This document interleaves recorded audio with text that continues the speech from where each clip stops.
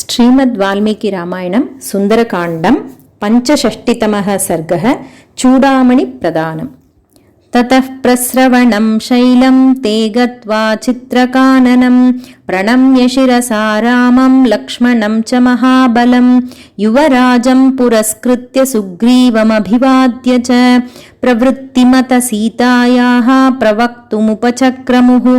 रावणान्तःपुरे रोधं राक्षसीभिश्च तर्जनं रामे समनुरागं च यश्चायं समयकृतः एतदाख्यान्ति ते सर्वे हरयो रामसन्निधौ वैदेहीमक्षतां श्रुत्वा रामस्तुतरमब्रवीत् क्व सीता वर्तते देवी कथं च मयि वर्तते एतन्मे सर्वमाख्यात वैदेहीं प्रतिवानराः रामस्य गदितं श्रुत्वा हरयो रामसन्निधौ चोदयन्ति हनूमन्तं सीतावृत्तान्तकोविदं श्रुत्वा ते वचनं तेषां हनुमान् मारुतात्मजः प्रणम्य शिरसा देव्यै सीतायै तां दिशं प्रति उवाच वाक्यं वाक्यज्ञः सीताया दर्शनं यथा तं मणिं काञ्चनं दिव्यं दीप्यमानं स्वतेजसा दत्त्वा रामाय हनुमांस्ततः प्राञ्जलिरब्रवीत् समुद्रं लङ्घयित्वाहं शतयोजनमायतम् अगच्छं जानकीं सीतां मार्गमाणो दिदृक्षया तत्र लङ्केति नगरी रावणस्य दुरात्मनः दक्षिणस्य समुद्रस्य तीरे वसति दक्षिणे तत्र सीता मया दृष्टा रावणान्तःपुरे सती सन्न्यस्य त्वयि जीवन्ति रामा राममनोरथं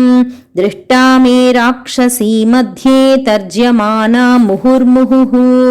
राक्षसीभिर्विरूपाभिरक्षिता प्रमदावने दुःखमापद्यते देवी तवा दुःखोच्चिता सती रावणान्तःपुरे रुद्धा राक्षसीभिः सुरक्षिता एकवेणीधरा दीना त्वयि चिन्तापरायणा अधः शय्या विवर्णाङ्गी पद्मिनीव हिमागमे रावणाद्विनिवृत्तार्था मर्तव्यकृतनिश्चया देवी कथञ्चित् काकुत्स्थत्वन्मना मार्गिता मया इक्ष्वाकुवंशविख्यातिं शनैः कीर्तयता नघ सा मया नरशार्दूल विश्वासमुपपादिता ततः सम्भाषिता देवी सर्वमर्थं च दर्शिता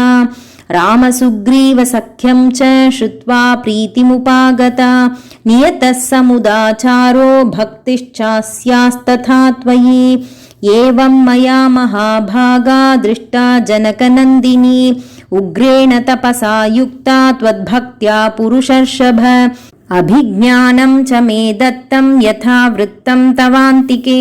चित्रकूटे महाप्राज्ञ वायसं प्रति राघव विज्ञाप्यश्च नरव्याघ्रो रामो वायुसुतत्वया अखिलेनेह यद्दृष्टम् इति मामाह जानकी अयं चास्मै प्रदातव्यो यत्नात् सुपरिरक्षितः ब्रुवता वचनान्येवं सुग्रीवस्योपशृण्वतः एष चूडामणिस्त्रीमान् मया सुपरिरक्षितः मनःशिलायास्तिलको गण्डपार्श्वे निवेशितः त्वया प्रनष्टे तिलके तं किल स्मर्तुमर्हसि एष निर्यातितस्त्रीमान् मया ते वारिसम्भवः एतं दृष्ट्वा प्रमोदिष्ये व्यसने त्वामिवानघ जीवितं धारयिष्यामि मासं दशरथात्मज ऊर्ध्वं मासान् न जीवेयं रक्षसां वशमागता इति मामब्रवीत् सीता कृशाङ्गी धर्मचारिणी रावणान्तःपुरे रुद्धा मृगीवोत्फुल्ललोचना एतदेव मया ख्यातं सर्वं राघव यद्यथा सर्वथा सागरजले सन्तारः प्रविधीयताम् तौ जाताश्वासौ राजपुत्रौ विदित्वा तच्चाभिज्ञानं राघवाय प्रदाय